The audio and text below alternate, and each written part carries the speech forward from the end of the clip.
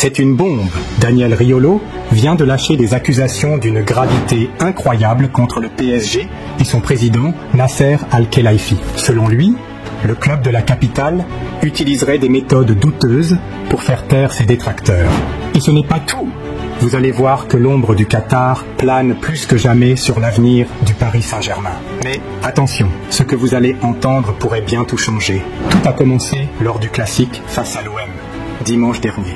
Des chants et banderoles insultants ont été déployés dans les tribunes du Parc des Princes, une scène qui a immédiatement choqué l'opinion publique. Véronique Rabiot, la mère du joueur Adrien Rabiot, a alors lâché une phrase qui fait froid dans le dos. Tout le monde a peur du PSG. Une phrase forte qui en dit long sur le climat pesant autour du club parisien, mais ce qui suit va encore plus loin.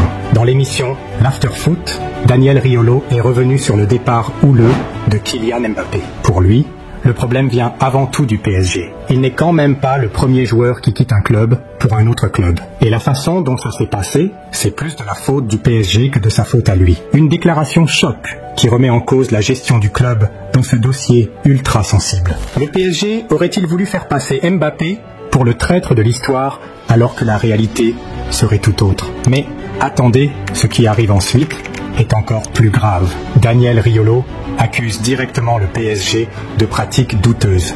Je sais de quoi je parle. En termes de harcèlement, ils sont champions du monde, eux et leurs relais. Harcèlement, intimidation, pression. Riolo affirme avoir subi un véritable acharnement de la part du club et de ses soutiens.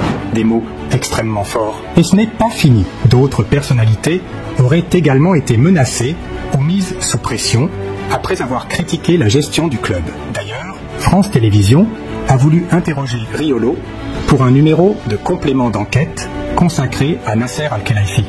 Mais il a refusé par peur des représailles.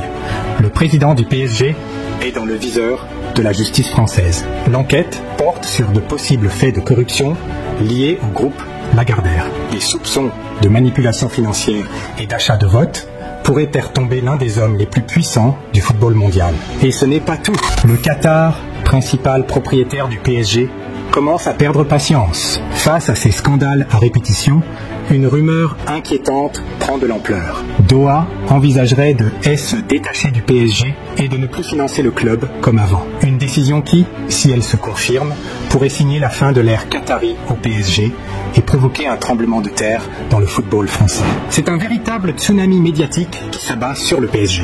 Accusations de harcèlement, scandale judiciaire, perte de soutien du Qatar.